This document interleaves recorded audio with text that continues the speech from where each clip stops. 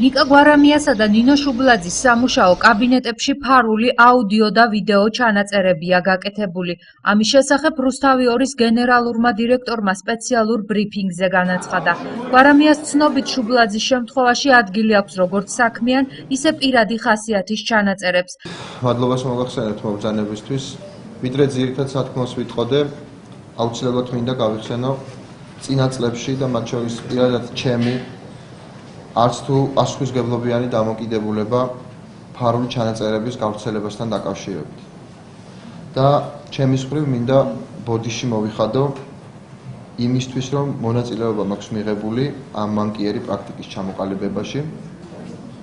მართალია ყველა ის ჩანაწერი, რომელიც ჩემთვის იყო ცნობილი, იყო მოპოვებული ლეგიტიმურად და მათი გავრცელება წარმოადგენდა სახელისუფლებო დისკრეციას, სრულ დისკრეციას, მიუხედავად ამისა, მიმაჩნია, რომ გადაწყვეტილება მაშინ იქნა მიღებული არასწორად და ამგვარი პრაქტიკით შეილახა ძალიან ბევრი ადამიანის ფუნდამენტური დაცული სიკეთე, დემოკრატიის ფუნდამენტური დაცული სიკეთე, ეს არის პირადი ცხოვრების ხელშეუხებლობა. და ამ პრაქტიკის გამო ადამიანებმა, ვინც ფიგურირებდა ამ ჩანაწერებში, ჩემი რმარწმენით მიიღეს მნიშვნელოვანი რეპუტაციური და მორალური ზიანი, რისთვისაც გულწრფელად გამოვხატავ ჩემს წუხილს. წინა ხელისუფლების ამ მანკიერ ტრადიციას, რომელიც მის მიერვე არის აღიარებული დღეს, სამწუხაროდ განუხრელად დაადგა ახალი ხელისუფლებაც. მიუხედავად არაერთი დაპირებისა, რომ პირველ რიგში სწორედ ამ მიმართულებით მოხდებოდა რადიკალური პოზიტიური ცვლილებები. ჩვენს შემთხვევაში პირიქით ადგილი აქვს საქართველოსთვის, ოშხოს ჩვენთვის ცნობილ უპრეცედენტო შემთხვევას, წამყვანი ტელეკომპანიის ტოპ მენეჯმენტის ფარულ აუდიო-ვიზუალურ თვალთვალს. მინდა გაცნობოთ, რომ რამდენიმე დღის წინ შინაგან საქმეთა სამინისტროდან გამოჟონა ინფორმაციამ და ჩვენ მოგვაწოდეს ვიდეო მასალა, სადაც თვალნათლივ ჩანს და კარგად ისმის თუ როგორ მიმდინარეობს ჩემი და ჩემი პირველი მოადგილის და იმავდროულად საინფორმაციო სამსახურის უფროსის ქალბატონი ნინო შუბლაძის ფარული ჩაწერა, აუდიო-ვიზუალური ჩაწერა. წარმოდგენილი მასალა მოიცავს 2 ფაილს. ჩემ შემთხვევაში ქრონომეტრაჟით 15 წუთი, ხოლო ნინოს შემთხვევაში ქრონომეტრაჟით 1 საათი. ჩვენ დღეს მედიას მივცემთ ამონაკრებს თითოწუთიანს, უწყვეტ კადრებს, დანარჩენზე არის პირადი ხასიათის დეტალები, ასევე საქმიანი დეტალები, რომლის გამხელისგან თავ შევიკავებთ, ამიტომაც სულ მასალას მედიას ვერ მივცემთ. ინფორმატორის ცნობით, რომლის არ გამხელისუფლებასაც ვიტოვებთ, როგორც მედია, არსებობს კიდევ რამდენიმე ათეული ფაილი, რომლებიც ასახავენ ჩვენი კომპანიის თანამშრომლების საქმიან და პირადი ხასიათის საუბრების და შეხვედრების ჩანაწერებს. ჩვენ შევეცადეთ ჩვენი ძალებით აღმოგვეჩინა სათვალთვალო ტექნიკა, მაგრამ ეს ვერ შევძელით. ჩვენს მიერ აღმოჩენილ იქნა მხოლოდ სპეციფიური ნახვეტები, რომელიც ჭელში არის გაკეთებული, თუმცა ვიდეო კამერები იქ არ დაგხვდება. ზემოთქმულიდან გამომდინარე მოუწოდებთ საქართველოს ხელისუფლებას. პირველი, შეწყდეს ჩვენი მედიის უკანონო თვალთვალი და ფარული მიყურადება. მეორე, დაუყოვნებლივ დაიწყოს გამოძიება და უმკაცრესად დაისაჯონ უშუალო დამნაშავეები და ასევე ყველა ის თანამდებობის პირი, რომელსაც მიღებული აქვს უკანონო გადაწყვეტილება ან გაცემული აქვს უკანონო დავალება, ან რომლისთვისაც ცნობილი იყო უკანონო ქმედებების განხორციელების თაობაზე და არ მიიღო აუცილებელი ზომები მათ აღმოსაყრელად. მესამე, მომავალში ნებისმიერი სახისა და შინაარსის უკანონოდ მოპოვებული აუდიო თუ ვიდეო მასალის ნებისმიერი გზით გავრცელებაზე და საინფორმაციო სივრცეში მათ განთავსებაზე სრული პასუხისმგებლობა ეკისრება საქართველოს ხელისუფლებას. ბატონიკა, ერთი კითხვა უკაცრავად, ჩემი კოლეგები ისაუბრებენ და ძალიან მოკლედ განცხადებას გავაკეთებთ. ფაქტი ბუნებრივია იყო ძალიან შოკის მომგვრელი და ერთადერთი ჩვენი ძალიან დიდი სურვილია, იმიტომ რომ ბუნებრივია ყველას გაგვიჩნდა კითხვა, ვინ დგას ამ ფარული თვალთვალის და აუდიო-ვიდეო მიყურადების უკან. და ბუნებრივია ველით ამ კითხვაზე პასუხს და დიდი იმედი გვაქვს რომ შესაბამისი ორგანოები დროულად დაინტერესდებიან ამ ფაქტით და მოხდება საკმაოდ მოკლე დროში ამ ყველაფრის გამოძიება და იმ კითხვებზე პასუხის გაცემა, რომელიც ბუნებრივია აქ მდგომ მე ყველა ჟურნალისტის და ჩემი კოლეგების სახელით ვლაპარაკობ, აქ მდგომი ადამიანების კითხვებს გაეცემა პასუხი და გავარკვევთ ვინ ახორციელებდა ამ ყველაფერს ტელევიზიაში. და მე მინდა ორი სიტყვით თქვა, რომ მე უბრალოდ ყოველსა მინდა მიმართო ჟურნალისტებს, ჩვენს კოლეგებს, თქვენი მხარდაჭერის იმედი გვაქვს ამ პროცესში. ვინაიდან ამ შემთხვევაში არ არის საქმე მხოლოდ რუსთავი ორში. ეს არ არის მხოლოდ რუსთავი ორი. ჩვენ მხოლოდ ერთიანი ძალისხმევით შევძლებთ, რომ რაღაც სასურველ შედეგს მივაღწიოთ. მხოლოდ იმისთვის, რომ ხვალანზე და მომავალში სხვა მედია საშუალებები არ აღმოჩნდეს ზუსტად ანალოგიური პრობლემის წინაშე. მისივე თქმით, არსებობს კიდევ რამდენიმე ფაილი, რომელიც ტელევიზიის სხვა თანამშრომლების საქმიან და პირადი ხასიათის საუბრებს ასახავს. ვარამიას ინფორმაციით, აუდიო-ვიზუალური თვალთვალის შესახებ ინფორმაცია მათ შინაგან საქმეთა სამინისტროს ერთ-ერთმა თანამშრომელმა მიაწოდა. ტელეკომპანიის წარმომადგენლები საგამოძიებო სტრუქტურებს ფაქტის დაუყოვნებლივ გამოძიებისკენ მოუწოდებენ. 18 მეტრია. ამ 30 მეტრში ეს გამოგივა სადღაც 500 რაღაც მეტრი რა, 500 რაღაც მეტრი გამოგივა ეს. აქ ორ სერიალს ჩავტევთ მე და შენ? ვერა, იქაც გავიდეთ, ანუ უკან? არა, ვერ გაიგე. იქ არ გავიდეთ უკან, მაგრამ აი ამაში ორ სერიალს ჩავტევთ მე და შენ? ხო და ვერ ჩავტევთ. 30 მეტრაში. ხო. რამდენი გვინდა, მაშინ გავიდეთ ამასაც გავხსნეთ. ესეც 50 რამდენი ვიყვანეთ. ხო, მაგრამ ეს უკვე ძალიან შევსწავლეთ. ნუ მაშინ ეს იყოს 26 მეტრი რა. ეს უნდა დაილაპარაკო შენ იოსთან და დემნასთან და იმასთან რამდენად რეალურია. რეალურად ესეთი სტუდია, ხო? ამ ქვეყანაში არავის არ ექნება. ეს როდესაც მიიღო დაჩქარებული წესი დღეს? შეიძლება ის პრობლემა კენჭი ვიყავ, მაგრამ ახლა ამბავი რა არის? სანდრო რო გადადგა, ეგ იმას ნიშნავს, რომ ვეღარ მოხსნია. ვეღარ მოხსნია, იმიტომ რომ უკვე მოვალეობის შესრულებლად შესთავაზე აკადემიურმა საბჭომ მიღა ვიდრე ჩვენ არჩევნებად ჩავატარებთ. ჯარჯერები მაინც ატარებს პრემიუმი მეძანიშნავს მოვალეობის შესრულებლად. არჩევნები. რომელსაც აკადემიური არის საკუთარი. ამას შეიძლება ვეღარ აიჩევს ახალი კანონის. ეს ვეღარ აიჩევა, მაგრამ იმას თვითონ აიჩევს ვინც უნდა არის რა. და დროებით უნდა ხო, და დროებით. და თავისი გააკეთა ამბავი. მე სტატი Aitor გადამდექიო, ამიტომ ამ კანონის. ვიდოქვა რა არჩევნები. უკვე ამიცეო რომ დანიშნულო რა. და აკადემიურმა საბჭომ შეუნარჩუნა ისაურ უნივერსიტეტს დამოუკიდებლობა, რომ აკადემიურმა საბჭომ მიიღოს გადაწყვეტილება. ფანჯალდარ გვარით ხო მე ამბობ. რეალიზაცია შეგვიძლია ხარ. ოკეი, გვინდა თქო.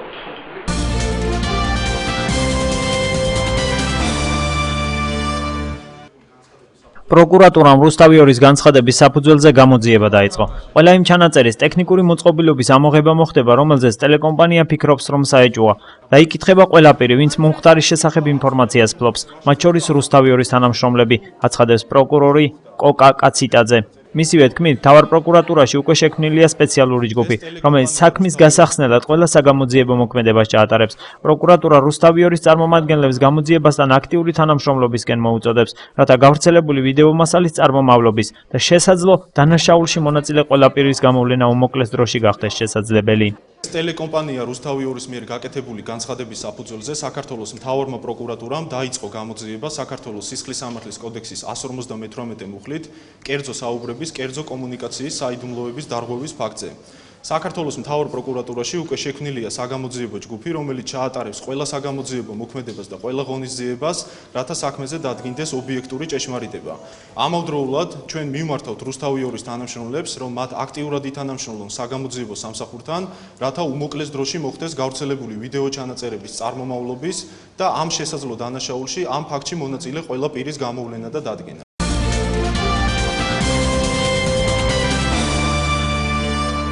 სახალხო დამცველი ტელეკომპანია რუსთავი 2-ის დირექტორის განცხადებით დაინტერესდება. ეს განცხადება უჩან ანუაშვილმა ჟურნალისტებთან შეხვედრისას გააკეთა. მისივე თქმით, ნებისმიერი ფარული მიყურადების ფაქტზე გამოძიება დაუყოვნებლივ უნდა დაიწყოს და ეს პროცესი მაქსიმალურად ეფექტურად განხორციელდეს, განსაკუთრებით მაშინ, როცა საუბარი მედიას საშუალებას ეხება. რა თქმა უნდა, ნებისმიერი უკანონო მიყურადება არის უკანონო, მაგრამ როდესაც საუბარი არის მედია საშუალების საქმიანობაზე, ეს განსაკუთრებით სენსიტიურია და ამ მხრივ აუცილებელი არის დაუყოვნებლივ ეფექტური გამოძიების დაწყება და ყველა იმ კითხვაზე პასუხის გაცემა, რაც შესაძლოა წარმოიშვა სამსახურთან დაკავშირებით. ჩვენ დავინტერესდებით ამ საკითხით, უბრალოდ ეს ინფორმაცია მხოლოდ ახლა ვრცელდება, ჩემთვისაც მხოლოდ რამდენიმე წუთის წინ გახდა ცნობილი დეტალები, რა თქმა უნდა, ალბათ უახლოეს ხანებში გახდება ცნობილი. ჩვენ ასევე ჩავერთვებით, რომ გქონდეს დეტალური ინფორმაცია ამ საქმის გამოძიებასთან დაკავშირებით.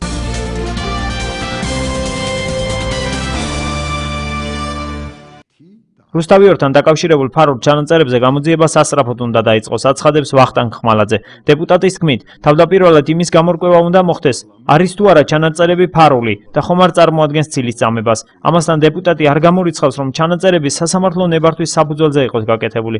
ხმალაძის თქმით, აღნიშნულზე პროკურატურამ საქმის წარმოება უნდა დაიწყოს, დამნაშავე კი კანონით შესაბამისად დაისაჯოს. თუ აღმოჩნდა, რომ იყო ფარული მიყურადება, უნდა გაირკვეს ამის შემდეგი რა.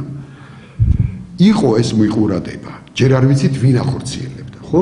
იყო ეს მიყურადება კანონიერი თუ უკანონო. ანუ უნდა ინახოს. ხომ არ არსებობს სასამართლოს განჩინება, რომლითაც გაიცა ნებართვა, თქვათ ნიკა გვარამიას და ნინო შუბლაძის მიყურადების თაობაზე. თუ ასეთი ნებართვა არსებობდა, მაშინ მიყურადება ყოფილა კანონიერი. თუ ასეთი ნებართვა არ არსებობდა, თუ არ არსებობს, მაშინ მიყურადება ყოფილა უკანონო. თუ უკანონოა, ამის მერე გამოძიება უნდა გაგრძელდეს იმ მიმართულებით, რომ ვინ განახორციელა უკანონო მიყურადება. უნდა გამოავლინო ეს პირი და უნდა დაისაჯოს კანონის შესაბამისად.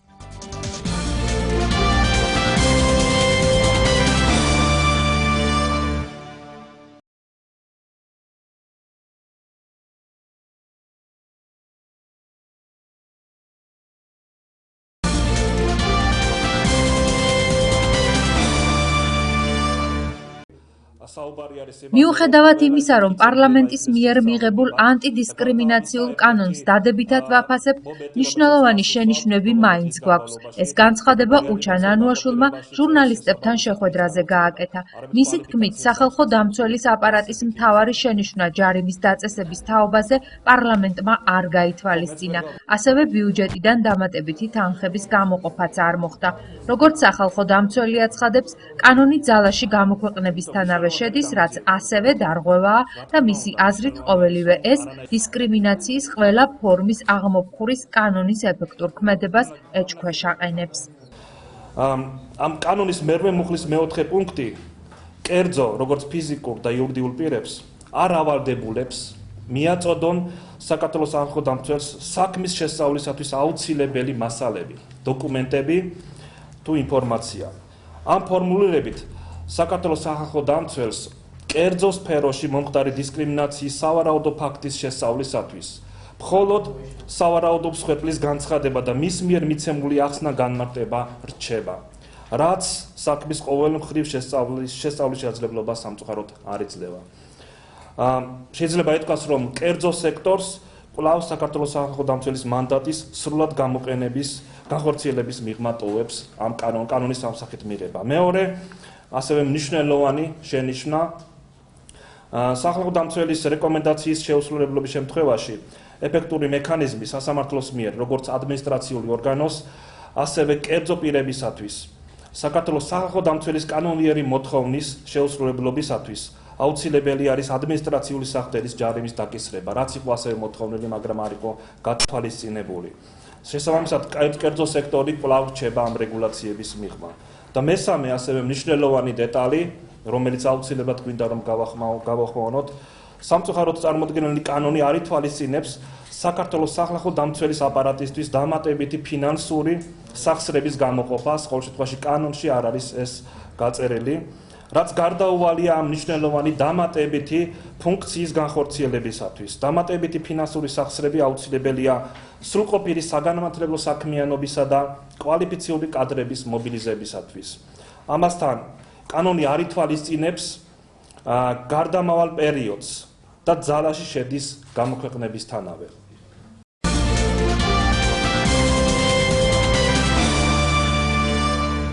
NDI-მ მორიგი კვლევის შედეგები გამოაქვეყნა. საქართველოს მასშტაბით 4000-მდე ინტერვიუერი გამოიკითხა. გამოკითხულთა უმეტესობამ 74%-მა არ იცის, რომ ქართული მართლმადიდებლური ეკლესია ამჟამად სახელმწიფო ბიუჯეტიდან 25 მილიონ ლარს იღებს. NDI-ის კვლევების თანახმად, მიუხედავად იმისა, რომ ინფორმირებულები არ იყვნენ, აღნიშნულ ფაქტს გამოკითხულთა დიდი ნაწილი დადებითად მიიჩნევს.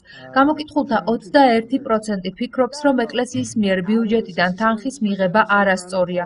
22%-ს პასუხი არ აქვს, ხოლო 55%-ის აზრით ეს გამართლებულია. Უფრო მეტად ამართლებენ, ვიდრე არ ამართლებენ სახელმწიფოს ამ პოლიტიკას. ასევე მნიშვნელოვანია კვლევის კიდევ ერთი ნაწილი. გამოკითხულთა 75%-მა არ იცოდა იმის თაობაზე, რომ სახელმწიფო ბიუჯეტიდან 4 რელიგიური კონფესიის, კათოლიკური ეკლესიის, სომხური სამოციქულო ეკლესიის, ისლამური და იუდეური თემების დაფინანსებისთვის 4,5 მილიონი ლარი გამოიყო. ინტერვიუერთა უმრავლესობა ამ გადაწყვეტილებას უარყოფითად აფასებს. პროცენტული მაჩვენებელი ასეთია: 39%-ის აზრით ეს გადაწყვეტილება არასწორია. 31% მიიჩნევს, რომ ეს გამართლებულია, ხოლო 28%-მა პასუხზე უარი განაცხადა. კითხვაზე ამართლებს თუ არა ბიძინა ივანიშვილის მიერ მარგველაშვილის კრიტიკას, გამოკითხულთა 40% პასუხობს, რომ არ ამართლებს, ხოლო 35% ამართლებს. პასუხისგან თავი 24%-მა შეიკავა. როგორც ანგარიშით ირკვევა, ყოფილი პრემიერის მარგველაშვილისადმი კრიტიკას ყველაზე მეტად თბილისში ამართლებენ. მნიშვნელოვანია ანგარიშვალდებულების საკითხი. ეს ეხება წინა ხელისუფლების ქმედებებს, ეს ეხება ახალ ხელისუფლებას თუ ბიძინა ივანიშვილის როლს როგორც გადაწყვეტილების მიმღებს. მოსახლეობის უფრო მეტი ნაწილს არ მოსწონს, რომ ბიძინა ივანიშვილი უარჩება გადაწყვეტილების მიღებას ხელისუფლების ქმედებებზე, ასევე უფრო მეტად არ მოსწონს ბიძინა ივანიშვილმა რომ გააკრიტიკა ის საკითხი, რომ ბიძინა ივანიშვილმა გააკრიტიკა პრეზიდენტი მარგველაშვილი. ამასთან მოსახლეობის დიდი ნაწილი მიიჩნევს, რომ საქართველოს სწორი მიმართულებით ვითარდება, თუმცა წინა კვლევასთან შედარებით ეს შედეგები პროცენტული მაჩვენებელი დაკლებულია. კითხვაზე იცოდნენ თუ არა მათ ბიძინა ივანიშვილის მიერ მარგველაშვილის კრიტიკის შესახებ 73%-მა დადებითი პასუხი გასცა. 21%-ს ინფორმაცია არ ჰქონდა, ხოლო 6%-მა კითხვა უპასუხოდ დატოვა.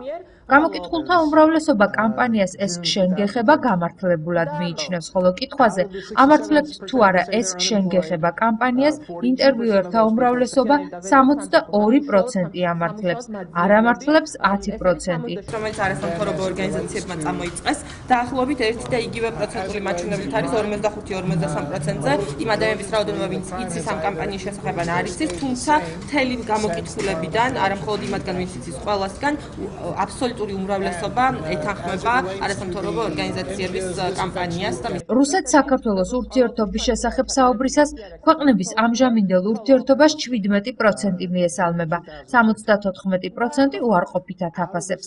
ამასთან საქართველოს ევრაზიულ კავშირში გაწევრიანებას მხარს 16% უჭერს, 66% კი მიიჩნევს, რომ ქვეყნის განვითარების სწორი კურსი ევროკავშირისკენაა მიმართული. ასევე მოსახლეობის დიდი ნაწილი მიიჩნევს, რომ რუსეთი რეალურ და არსებულ საფრთხეს წარმოადგენს და წინა კვლევასთან შედარებით ეს მაჩვენებელი გაზრდილია, ასევე გაზრდილია მაჩვენებელი იმ ადამიანებთან, ვისაც არ მოსწონს საქართველოს ამჟამინდელი ურთიერთობა რუსეთთან.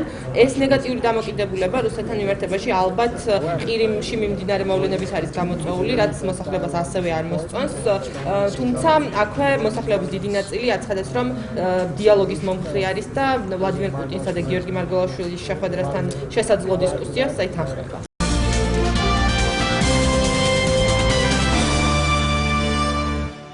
NDI-ის მიერ ეს შენ გეხებას შესახებ ჩატარებული გამოკითხვის შედეგებით კმაყოფილები არიან კამპანიაში ჩართული ორგანიზაციები.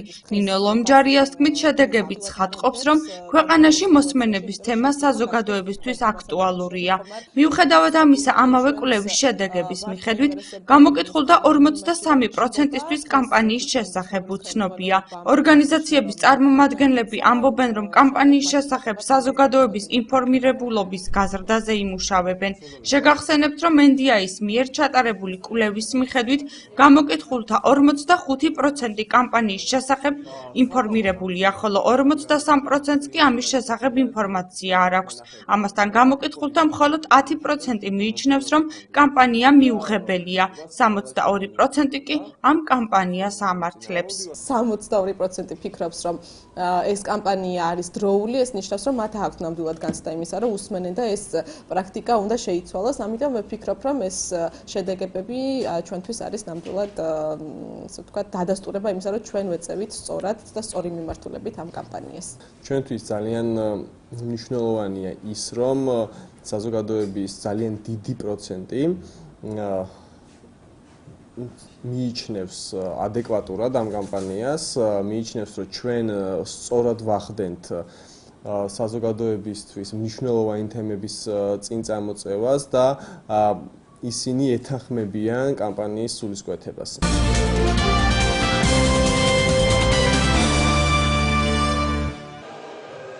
3 და 4 მაისს საჩხერის საცურაო აუზმა ცურვაში იმერეთის ღია ჩემპიონატს უმასპინძლა. ტურნირი პირველად ჩატარდა და მასში მონაწილეობა საქართველოს რეგიონებისა და თბილისის რამდენიმე გუნდმა მიიღო. იმერეთში საქართველოს ისტორიაში პირველად ტარდება იმერეთის ღია ჩემპიონატი ცურვაში.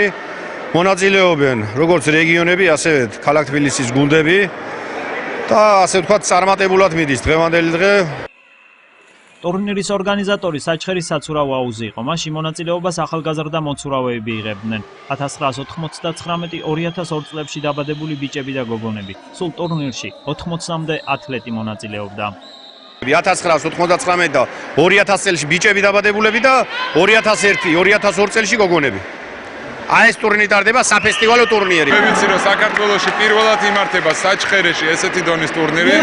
ვიმედოვნებ რომ ეს არ იქნება პირველი და ეს იქნება როგორც ტრადიცია მინიმუმ წელიწადში ერთხელ მაინც, ისთვისაც უღრმესი მადლობა ყველა თანამშრომლს. ორივე დღის შემაჯამებელი შედეგებით ყველაზე მეტი მედალი მასპინძლებმა მოიპოვეს. მათმა მონაგარმა 8 ოქრო, 16 ვერცხლი და 6 ბრინჯაოს მედალი შეადგინა. მთლიანობაში საჩხერელმა მოცურავეებმა 30 მედლის მოპოვება შეძლეს. დღეს საჩხერის გუნდი კარგად წარმატებულად მონაწილეობს და კარგ კონკურენციას უწევს სხვა გუნდებს. ეს შეჯიბრი პირველად ჩატარდა და რა ვიცი, წარმატებებიც კარგია და მომწონს ჩემი თავის გამიღებული შედეგი. გულში 100 მეტრი ბრასელის წუთი 21-ში კარგად ვიცურავე. დღეს ვიცურავე 200 მეტრი ბრასი, 200 მეტრი ბრასი ვიცურავე 3:21-ში. ჩემი ნაცურავებით მაყოფილი ვარ. დღეს ნამგზავრი ვიყავი, ცოტა დავიღალე მართალია, მაგრამ რა ვიცი, დრო ვერ გავაუმჯობესე, მაგრამ არც თუ ისე ცუდად ვიცურავე. იმერეთის ღია ჩემპიონატი ერთ-ერთი შესარჩევი ტურნირი ევროპის ახალგაზრდული ოლიმპიური ფესტივალისა, რომლის ჩატარებაც მომავალ წელს თბილისში იგეგმება. ტურნირის დაკვირვების შემდეგ საქართველოს ნაკრების მწვრთნელებს საშუალება ეძლევათ ნაკრების შემადგენლობა დააკომპლექტონ. გეხსენებათ 2015 წელს იმართება საქართველოში კერძოდ თბილისში ფესტივალი ოლიმპიური ახალგაზრდული ევროპის ფესტივალი, სადაც მონაწილეობას მიიღებენ ჩვენი სპორტსმენები, რა თქმა უნდა. დღევანდელი შეჯიბრი განპირობებულია ზუსტად შესარჩევი, ერთ-ერთი შესარჩევი შეჯიბრია, სადაც დაკომპლექტდება ის 16 მონაწილე, რომლებიც უახლოეს მომავალში მიემგზავრებიან ბელარუსიაში, ასევე გვაქვს აზერბაიჯანის საერთაშორისო ტურნირი. რჩება ძალიან ცოტა დრო, დაახლოებით წელიწადნახევრამდე და ვაკომპლექტებთ ნაკრებს, რომლებიც მიიღებენ მონაწილეობას ამ ფესტივალზე 2015 წელს. ჩემი შვილები მონაწილეობენ და ძალიან გამეხარდა, რომ საჩხერეში ჩატარდა ეს შეჯიბრება, ჩვენს გქონდა ეს ბედნიერება. საჩხერეში იმერეთის ღია ჩემპიონატი ცურვაში წელს პირველად ჩატარდა. საჩხერის საცურაო აუზის ადმინისტრაციას სურს ტურნირმა ტრადიციული ხასიათი მიიღოს და ის ყოველ წელიწადს გაიმართოს.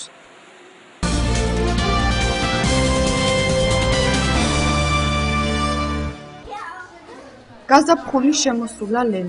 ასე ერქვა ფესტივალს, რომელიც ქალაქ ბორჯომში ფესტივალ მზიანი საქართველოს ეგიდით გაიმართა.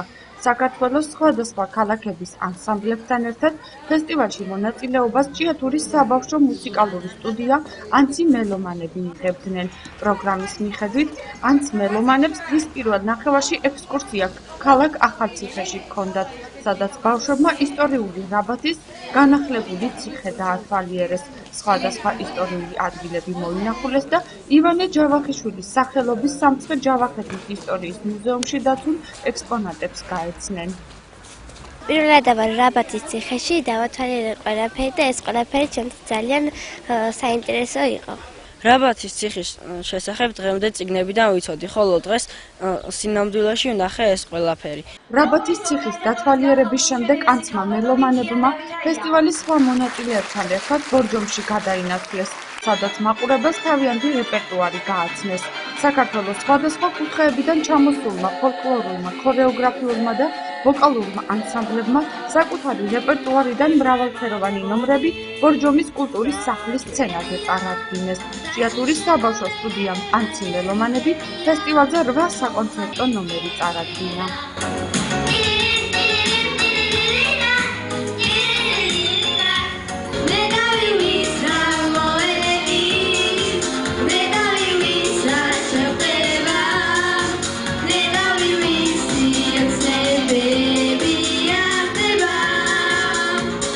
ძალიან მეხარია რომ ამ ფესტივალში მე ვიღარ მონაწილეობა. მე დღეს შევასრულე სიმღერა პეპი. ძალიან ნერვიულობდი, მაგრამ მე მგონი ძალიან კარგი გამომივიდა. მე ვიცაკვე პეპი საქანელა და ძალიან მომეწონა რომ ეს ვიცაკვე. ფესტივალის მონაწილეთა შორის ასაკით ყველაზე პატარა სწორედ ანცი მელომანების წევრები იყვნენ. მათ წამყვანის კომპლიმენტები, მაყურებლის მხუხარე აპლოდისმენტები და ოვაციები დაიმსახურეს.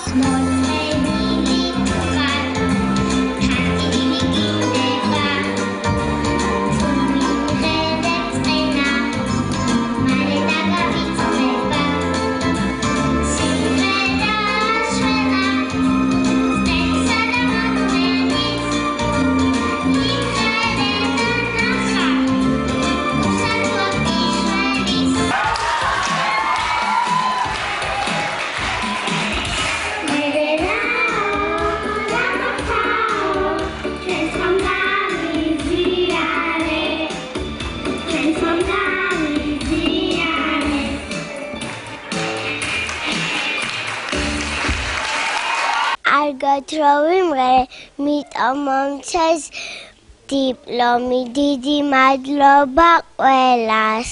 ყავმე ბორჯომში მყერე და დიდი მადლობა ყველას და განსაკუთრებულ დინა მასწავლებელს. კონცერტის დასასრულს ფესტივალის მონაწილეებს სამახსოვრო სუვენირები და დიპლომები გადაეცათ. მზიანი საქართველო, ასეთი გაზაფხული შემოსულანენ, ეს არის ფესტივალი, საზეიმო დახურვა ეს ამ ფესტივალის, მივიღეთ სიღნაღში მონაწილეობა, ძალიან დიდი წარმატებით გამოვიდა ანსამბლი. ეს არის პირველი ფესტივალი, სადაც სტუდია ანცი მელომანების ბავშვებმა მიიღეს მონაწილეობა. ფესტივალის პროგრამა იყო საკმაოდ მრავალფეროვანი. მე ვიტყოდი, რომ ეს იყო მეტად ორიგინალური შოუ, რომელიც დილიდან დაღამებამდე გაგრძელდა, რისთვისაც უღრმესი მადლობა მინდა უთხრა ყველა იმ ადამიანს, ვინც ამ ფესტივალის ორგანიზებაში საკუთარი წვლილი შეიტანა და ვინც ამ ბავშვებს კიდევ ერთი ლამაზი დღე აჩუქა. დაჯილდოების შემდეგ ფესტივალის მონაწილეებმა ღია ცის ქვეშ ბორჯომის ერთ-ერთ პარკში გადაინაცვლეს. ეგრეთ წოდებული მეგობრობის კოთონი დაანთეს და ცეცხლის გარშემო საერთო მხიარულება გაგრძელდა. ორგანიზატორთა განმარტებით, მეგობრობის კოცონი სიმბოლურად ფესტივალში მონაწილეთა ურთიერთდამეგობრების მიზნით აინთო. საერთო მხიარულებაში ანცი მელომანები თავიანთ პედაგოგებთან და მშობლებთან ერთად ჩაერთნენ. ბორჯომის ფესტივალზე ძალიან კარგი დრო გავატარეთ. ვფიქრობ, რომ ეს დღე არასდროს დამავიწყდება. ზიანი საქართველოს ეგვიდი წლის განმავლობაში საქართველოს სხვადასხვა კუთხეებში არაერთი ფესტივალი იმართება. ფესტივალის ორგანიზატორია თეა დავითაია. მისი მხარდამჭერია შემოქმედებითი ასოციაცია რევერანს და მისი ხელმძღვანელი ბესოლომსაძე. ჩვენ ფესტივალს ვატარებთ თითქმის ყოველ თვე. თითქმის კი არა, ყველა თვე ვატარებთ. მაისში დაგვეგვილი გვაქვს ზღაპრების ფესტივალი, აგრეთვე სიღნაღში ვანოობა გვაქვს ჩასატარებელი, ვანო სარაჯიშვილის სახელობის ფესტივალი. და ივლისში გვაქვს საზაფხულო ბანაკი, რომელიც 1-დან 20 რიცხვამდე ჩატარდება. უკვე ქობულეთში. ბორჯომის ფესტივალი გაზაფხულის შემოსულალენ გვიან ღამით ფეიერვერკით დასრულდა.